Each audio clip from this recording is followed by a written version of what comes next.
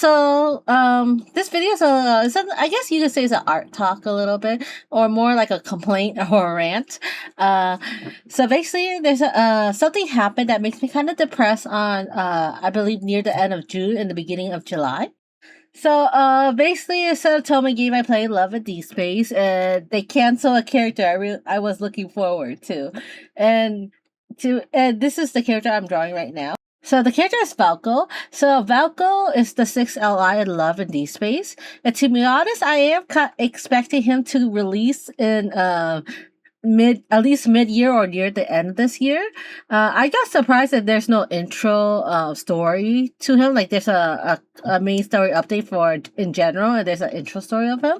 But then again, Silas doesn't have that either, and even Caleb doesn't really have that. Caleb, you kind of see him in the general story, while Silas, he show up in his solo story right off the bat. But well, when he first showed up, I will admit he was not appealing to me yet that much because I guess the CG doesn't really do well. Plus, I'm not really into werewolf characters to be honest. But to be honest, I'm excited because it's a new love interest, new story, and I'm I guess a veteran of Otome game, so I'm very open to romance with the new ally. I mean, the whole point of a Otome game is to date multiple men, you know? And plus, a lot of Otome games I play, some of the character, I believe, a great example, if you play Code Realize, there's a character called Saint Germain. He has a very feminine look, a little bit, or an elegant look, and those type of character isn't really my character. And as I played his route, he became my favorite character. In the series. I mean, I played Love Rush Chronicle. I play all the routes. I play basically. If you play console Otome, you need to play all the routes. So like I said, I'm very open to it. So when I see him, first, I mean, he's a handsome guy, but he doesn't really appeal to me that much. I love that he's big. Like he's very muscular, very manly. That's always my preference. But the CG doesn't do him justice as much. But like I said, I'm open. And I'm excited. So yeah, I'm pretty excited about it. Like I say, new story. To be honest, like I say, I expected it because the branch story looks like it's all wrapped up, right? So people theorize either Caleb will have it with the new LI, or something happens. The new LI will be introduced because of how wrapped up the branch stories are, which makes sense because if you look back. Silas' solo story launched the next branch story, and Caleb's solo story launched the next one. So I'm assuming that Falco is going to be introducing the next branch story. So I always, to be honest, for me, I want him to come more earlier. One, because I heard of the Shaw issue where they, in Mr. Love Queen Choice, a previous game of Infold, he introduced pretty late, and then he got a lot of backlash, and because of that, I kind of stay away from Mr. Love Queen Choice because I hate how the devs kind of do him dirty. But I know it's the fans, right? But um, so yeah, to be honest, I want him early because of that. Because I noticed that the longer it is to introduce the LI, the more backlash it's gonna be. I found that strange because Japanese Otome game has a lot of LIs. Maybe because Chinese players self-insert a lot. I don't know. Because I noticed the Otome games I play that are Chinese, Tears of Themis, Mr. Love Queens, and what's it called again? Love a D Space. They have very limited LI, but when I play like a Japanese, Yumi Kuro has a lot of LIs. Obey Me, I'm not sure if it's classified as a Tome game, to be honest. It's more like an Amari game. It has a lot of LIs too. Yeah, but yeah, I found it kind of strange. But like I say, maybe it's the culture. Chinese culture is a little different from Japanese culture. On Otome games, I always prefer less LI, to be honest, in Otome games. But like I say, I never say no to a new LI because as long as the story is well written, then it's okay for me. And for me, Valko is expected. It's already hinted a lot. There will be 6 LIs by the spectral, by the color, by the foils. It kind of makes sense. I will say I feel Valko and Silas kind of similar because Caleb, I already know he's gonna be the next ally. They have a model of him and everything. But Caleb is introduced to the main story until he explode and then he come back. Silas and Valko do kind of hint in the story and then become the love interest after. Just as Silas is much more sooner than Valko, and Valko is introduced much more later. And there is hints, but you have to deep like very thorough over the story. Overall, that's Valko. So at first I think he was he's okay, but like I say, I'm open to romance with him.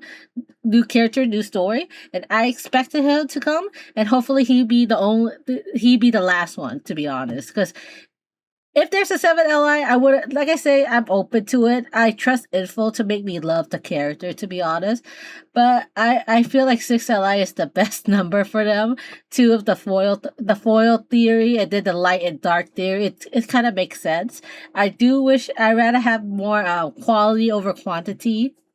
I think 6 is pretty good, to be honest. But yeah, I'm open. And then his second trailer came, and I'm sold. If he was like a broody CEO type, or like Victor from Mr. Love Queen Choice, I would not like him as much. He's very I guess you could call him a himbo, but he's very he has like similar to Caleb where he's very bright. But at the same time, not. He's social. He looks social. He's very cuddly too. So I really like him at the second trailer, and I really love the cyberpunk theme too. His third trailer came out, and oh my god, I really love his third trailer. I liked his romance language, and for me, who is an introvert, I always prefer a guy that is more extrovert, not extrovert, but more aggressive, I guess, because like I said, he seems more affectionate than normal. He looks like he's flirting more compared to the other LI where you had to break some ice. Caleb, that's why I like Caleb too, because he kind of very nice to you at the beginning too. Silas come out a little too strong and aggressive to me. And Zane Raphael and even Zane Raphael, yeah, and even Xavier, you kind of have to break the ice a little bit, even though they are stalking you, you know. Yeah, second trailer sold me. Third trailer, I'm not in love, but I am super interested. I'm looking forward to him. I'm looking forward to his romance story. Like, oh my god! But after that, he got canceled. I was so excited. I was going to take my PTO to play the game. Like one day playing Valko main story is not bad. And like I said, I love Love and D Space, right? And so I'm very, very excited. And then the next day they cancel them, and I was devastated that I deleted the game in my app. So this is more like a rage quit, to be honest. I have a feeling I will go back to Love and D Space again because one, it is the one of the rarest Atoma game that's 3D and it's fighting combat, which I love. I love combat. And, you know, like I say, it's only combat romance atomic game that catering to us females. So high chance I will come back to Love and D Space. But right now I'm so angry at the game I couldn't even look at it. But yeah, like they took him away, and I was so excited. I'm preparing my PTO, and now bam! And apparently, I'm not the only one that has that sentiment. It looks like a whole Balco movement. When I delete the game and type in rage, I didn't expect so many will follow. So many doing the same. And like I say, I can see why people are angry. Like, dude, you advertise him, and then now you take him away so easily. Of course, I heard there's a government and other stuff involved in it, but for me, it makes me distrust the company a lot. I wish they have other ways to do things besides canceling him. I got so mad, but yeah. So now I'm joining the boycott, which I already joined the boycott by default already, I guess, when I heard the news. But it's upsetting because I already bought the Promise, the Aurum Pass, and the other stuff. So the yearly stuff. So I don't know what's going on. I'm just so mad, I guess. But I wasted some money away. But I just need to take my eyes off the game. That's how mad at it I am. But yeah, I mean, now I'm joining the Valko movie because I really do want him back. I feel like because for sure, if you get rid of Valko, you destroy the real story. To be honest, because Valko is from Iakor, he's related to Ever. He's basically there's a lot of key stuff he is going to be involved in the main story. And if you take that away, they have to rewrite everything. And this so goes for all Otome game, console Otome game. You know that you have to play every single route to go with the true route. Live action service Otome game so far from the Chinese live action Otome game, it functioned the same way. Love Rush Chronicle, you have to play all the routes to know the main route. Just that the difference between console Otome game and live action Otome game, console Otome game has a true route, right? It has the main guy, the main poster boy, or either the secret guy will be your true ending. But in live action Otome game, they give you more live not live action, live service Otome game, they give you more freedom to choose your LI. So basically, so I feel like now that they remove him, he probably contributed a lot in the story. They had to rewrite everything. They had to do everything, and we don't even know the original story. It's just making me a little frustrated because for me, I play a Toby game not as a dating simulator, but more of a visual novel. Because, like, I've been playing I mean, if I play as a dating simulator, I feel like I'm cheating for every single character, right? But for me, it's a visual novel. It has great story.